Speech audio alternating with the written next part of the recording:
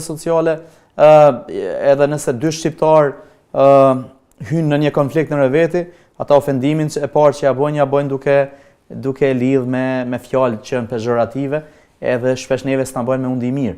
Edhe në kuptimin që na i vlerësojnë njëri tjetrin dop, duke na identifikuar me neve. Te na ka paragjykimeve tonë, dihet e punë. A ke mri me thy që të paragjykimin për egjiptianët, për shembull në Kosovë, a ka ma pak, a mos është ngritë si dozë? Qysh është ky paragjykimi për egjiptianët në Kosovë?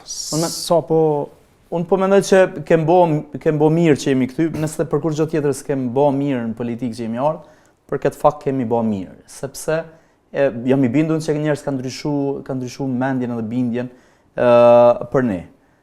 Normalisht kur rrini heshtur edhe kur nuk ofron kur gjë, njerëz do të paragjykojnë sepse nuk dinë më tepër për ty.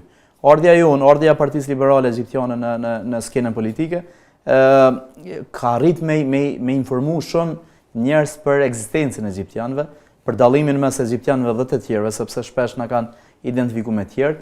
Ka ndodhur shpesh kur ka ndodhur padrejtësi institucionale e jo institucionale, ne kemi ndërhy, e kemi bot madhe, kemi lyp drejtësi, njerëz kanë marrë edhe ndëshkime institucionale për raste të caktuara. Edhe kjo na ka bë me krenari, me unimir, sepse kemi arrit me ndru përshtypjen të njerëz. Kemi akoma, sepse ti po ty në rrjetet sociale, edhe nëse dy shqiptar hynë në një konflikt në veti, ata ofendimin e parë që ja bojnë duke lidh me fjalë që janë pejorative, edhe shpesh neve s'na bojnë me undi mirë.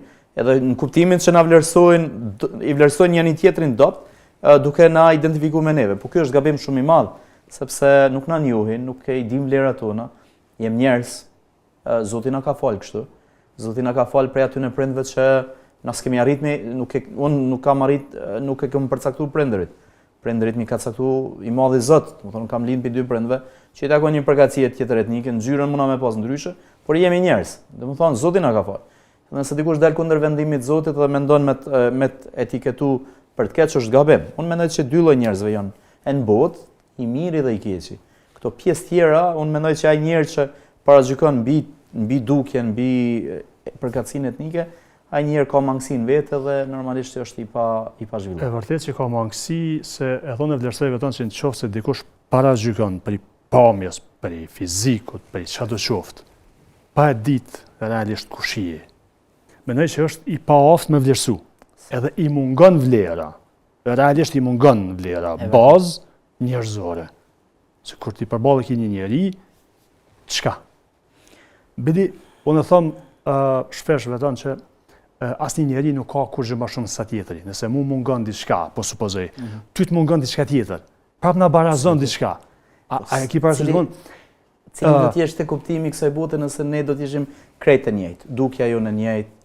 Do thonë, çush do të jetonim? Vetë na i kem kry punë këtë veç aty nart pi përzimi, mos do ma kesh për neve. Jemi në rregull me këtë pjesë. Unë shpesh shtetit i kam kërku ana mundësi, na jep mundësi të dëshmohemi edhe ta tregojmë veten që si jemi ata që nashta dikush na paragjykon.